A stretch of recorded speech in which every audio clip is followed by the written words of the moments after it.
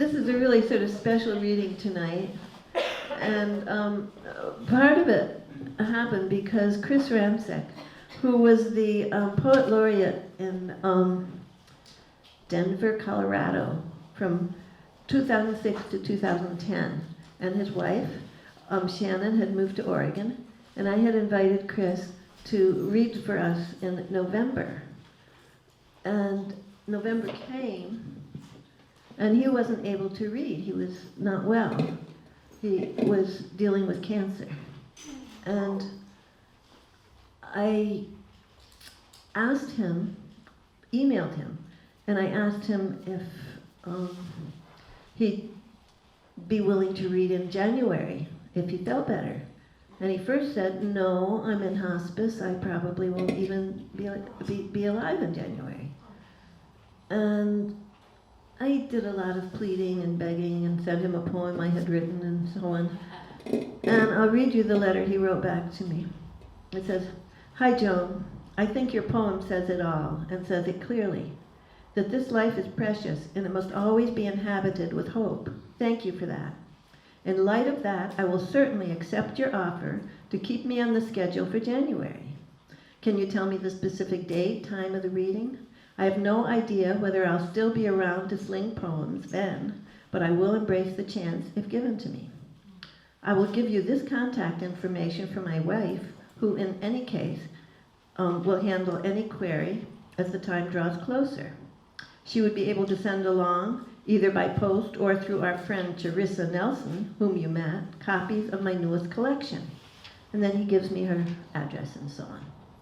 So I had written him and said that if he weren't alive still in January, we would have an open mic in his honor and also try and sell his books, which he was working to finish. And when I spoke to Shannon, his wife, and she told me he had passed on the 3rd of November, I think it is, I told her that about this plan for an open mic, and she said, "Chris hated open mics. I'll read for him." And so she and their mutual friend Teresa are going to be reading Chris Ranksick's poetry. And he has, in fact, did have time to finish his book that he was working on, and that book is here and for sale, and I hope you all want to buy a copy. So, welcome, Shannon and Teresa.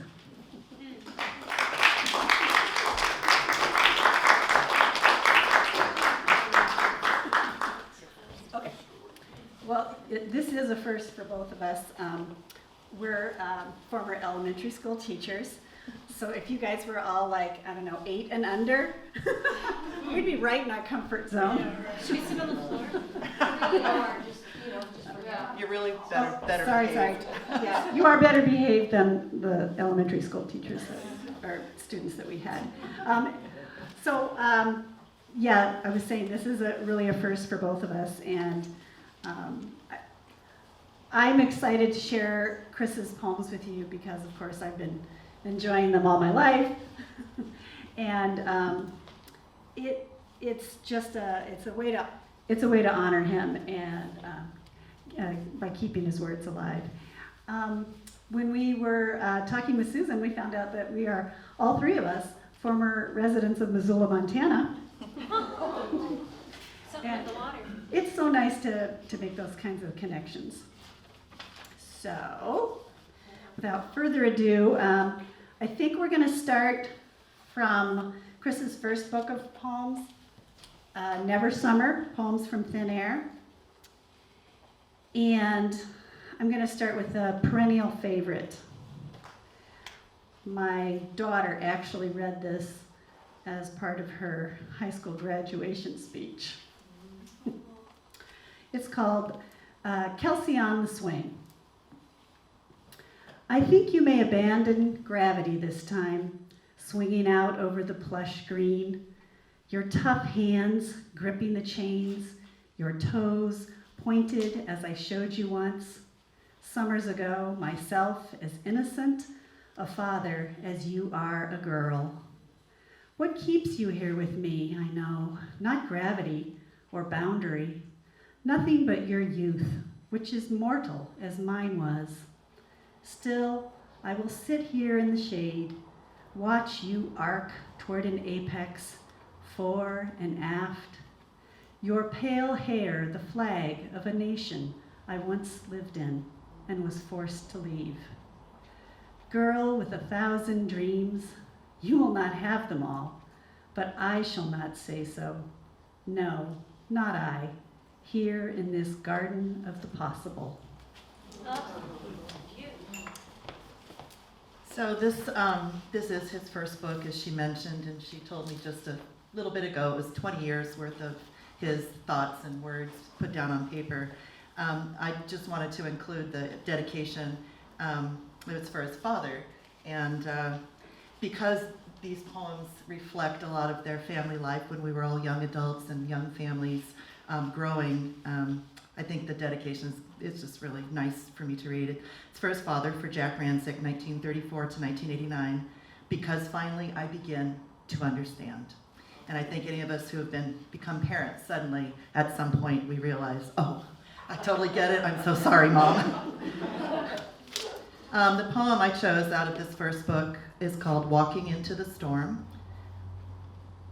It'll rain, I say, maybe hard if you go now, I know, she says, but we've all got our raincoats and shade trees line the way. So I watch her pack the children into a 2-seat stroller while coolness rushes through the open door into our house, a ripe cool thick as storm clouds. The curious dark of this morning feels anticipatory, an electric thirst buzzing from the upthrust summer fields, stripped of crops, ignored by blades and the gentle touch of rain. She says goodbye. Our son chips in his own goodbye, an octave higher. Our tiny girl, a silent, creamy sculpture, absorbs all. The door closes and they're gone. I rush to the window, not wanting them to go. Wait, I think. Wait for Dad. But there they are, already down the street. The cool wind turned by now to chill. Her brown hair blown back from her face, and sky already lowering its heavy burden down.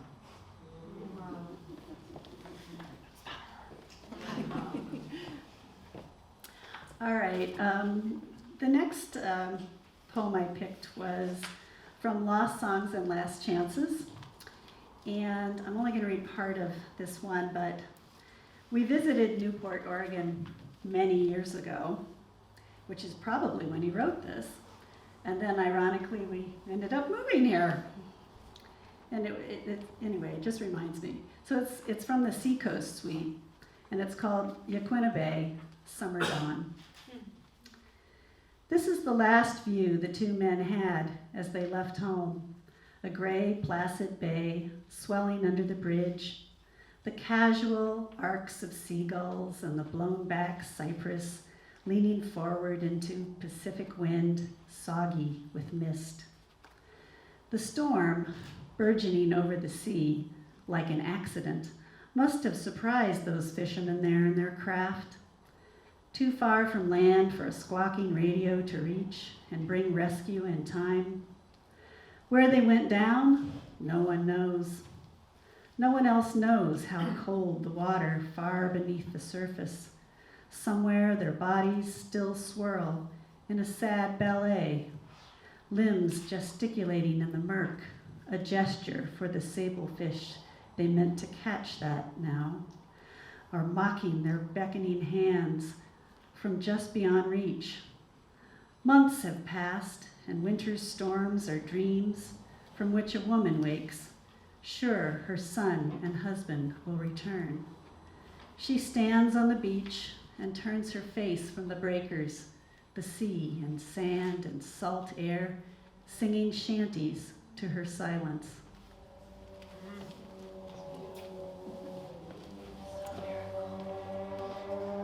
So the one I chose from this book is actually on page 1, surprisingly, and Chris was raised a Catholic, rather traditionally, I think, and in his life chose to be not Catholic. This one is called Bread and Anger, a Prayer. It starts with a quote, an anonymous quote, and it says, "Arguments at home happen most often in the kitchen." Maybe the bananas, forgotten and going blotchy brown, give off a subtle fume, causing your spouse to hurl the wooden spoon, turn on her heel and scream obscenities, a tirade so profound, needles twitch across seismic scrolls in nearby laboratories, and squirrels in the elms scurry for their nests.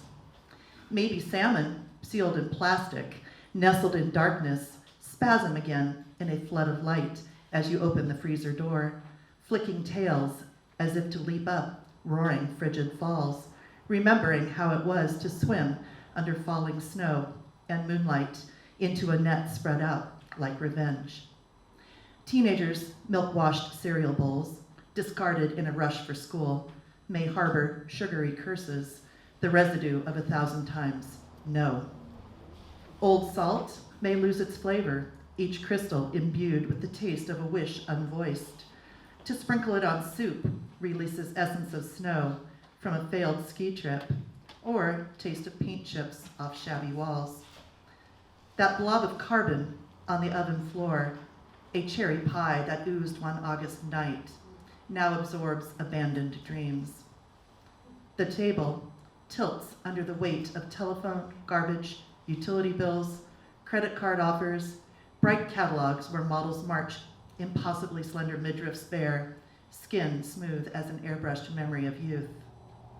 O kitchen, troubled soul of the house, let the aroma of fresh-baked bread overcome all bitter scents and leave us this once at peace, hands touching hands as we pass the plates in communion one more night with those we love. Because bread cures all. And Chris did really enjoy cooking and baking particularly, and so his kitchen was often filled with the cure-all scent of baked bread. It's true. I think I'm just gonna do, I might skip that. Do you do Well, I was consulting with my children as to which ones to choose, and this is one of the ones my son suggested. It's called, it's from Asleep Beneath the Hill of Dreams, and they're all dream poems in this one, but this one is Dream of the Good Father. It's a journey from which you never return, this trip toward death that begins with a birth, with wild birds flying through your bedroom window and a flash of blue feathers. During the night, you hear cries, then soft breathing, then the voices of descendants whispering what you were like. You wake in the morning and begin to rebuild your wooden home with stone. Your woman becomes a queen, a good sorceress, a magic being you embrace when she is an elm and you touch her to a peach tree heavy with blushing fruit. Everything around you is hungry and you are the food. Everything that mattered yesterday has rinsed away. Your face appears on a small body, and the hair that falls from your head takes root again on its new globe. You must teach this creature to swim in murk where monsters hide. Show your scars, sing your songs, put that broad back to use. You'll be loved first and last, though in the gap between you must be denounced, a lumbering bear from which all figures flee, though you mean no harm. Here is the place where all this must be accomplished, and this is the time. Do what you know you must.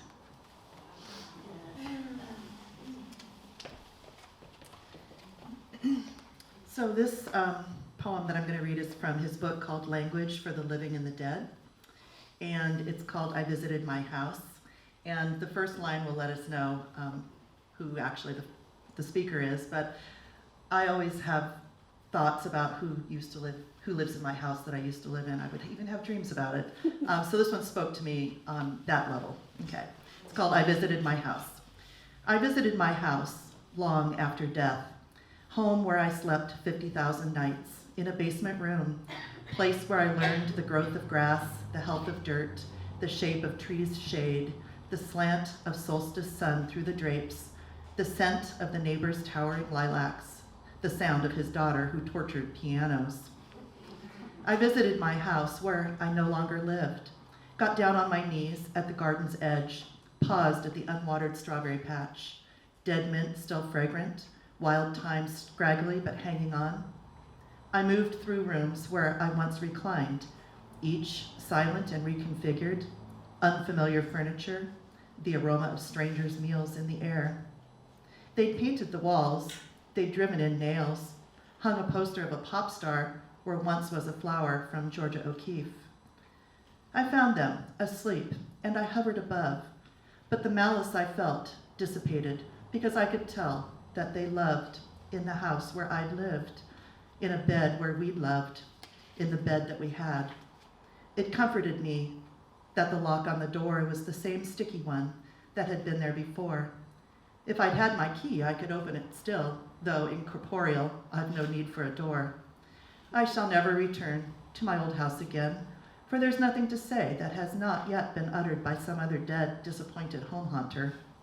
All my children are gone, though their cries linger on in the walls and halls, where I nurtured their bodies and added the fuel to the lamps of their souls until flames were sufficient to burn on their own. Bless this house, bless this house. Let the new guest grow old here, salting its floors with honest tears, scenting rooms with the blooms of his dreams, and singing out the sounds of his names. All right. Checking our time, and I'm thinking we only have time for a couple more. So I'm going to actually go to one of my favorites from the last book. That went, his most recent one, Mummer, Prisoner, Scavenger, Thief. And I'm going to go to Misfortune Cookies. And he used to preface this as, you always get those fortune cookies at Chinese restaurants, and what if they were misfortune cookies? It always makes me smile. Misfortune cookies.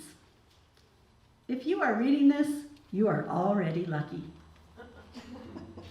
Next time, check your dim sum carefully for stones. She doesn't love you as much as she loves poo-poo platter. Your habit of leaving small tips will follow you to hell. The bad news is, you will not be fired from your job.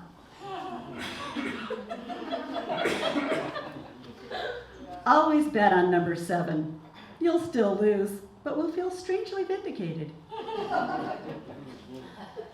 You just ate too much, didn't you? Yes, the hostess sat you here on purpose. Dare to dream. For you, the greatest risk of all. Entropy is inevitable, but will now focus on you. The best time to invest your money was before. The one you fantasize about cannot remember your name. If at first you don't succeed, recognize this as a pattern. Any decent God would be laughing at you by now. It's time for a new wardrobe. The answer you most need went in the cookie to another table. The cat pees on your shoes because she wants more affection. Mother lied. You are in no way special. There are many new resources for those about to be audited. Cheaters never win, but since nothing else has worked. All right. Why don't you do that? Yeah. Can I do the one from the other book? Yep. This one? Yep. Okay, well, we kind of made this little plan, but I think that I really want to read you the other poem from this book, Language for the Living and the Dead. And it's called Write as If You Have Something to Say. And I think that all of you here appreciate words, written words, spoken words. And this really spoke to me actually recently and helped me kind of focus on a little project that had been in my head. Write as if you have something to say, as if the sun were burning a hole in your chest, rising behind frosted trees on some October morning, willing to illuminate even reeking heaps of trash. The backs of wretched bars where drunks tilt, emptying their sacks of misery into a common lake. Write as if you were going to die, because you are, and write as if you might live forever and never be held to account for anything you scribed. Write, write, and forget the hyenas cackling beyond your candle's penumbra. Write for broken men who slept last night beneath the bridge, only a filthy river to sing them to and from the boondocks of dreams. Write for the man in his sleek black car who believes in the necessity of cruelty, who sends back his steak for being too rare, but makes love as if gnawing raw meat. Write for the cougar high in the tree, watching the hunter below reload. Write what you taste, what you hear. Give even the pestering fly its due. Acknowledge the worm. Acknowledge the bulbous fungus erupting from a fallen spruce. What use is silence if you are not properly cloistered, content to noiselessly disperse when your allotted span of years concludes? Write in your chilly cell and ignore the matin bell, the abbot's remonstration, and never submit to prostrate your pen. Write as if you were made of unassembled lightning, hidden in a thunderhead, riding high above a forest of tinder dry pine. Unleash yourself, knowing you need not aim. Write now, since there is no other time. Write whether you want to or not, whether you're instructed to sit still or ordered to move. Write what you want to, not what shills insist will sell. Write as if your tongue were a fire, your hands possessed, your lungs awash in pure oxygen, your heart in adrenaline. Pause only briefly at imprecise words, searching their undersides for concealed creatures writhing in rich murk. Write longer than you should, sharper than is fair. Explore the very corners where the light won't shine. Write as if you had something to say, because if you do, you have. All right. And I'll just close with a super short one, which is the last one here. And if you want to actually listen to Chris reading his poems, he was a faculty member at Lighthouse Writers Workshop in Denver, which is an independent writing school. And they have a podcast of his last reading. From September, yeah. This is Vulpine. The bleeding fox does not limp back to lick the leg left in the trap. Thank you.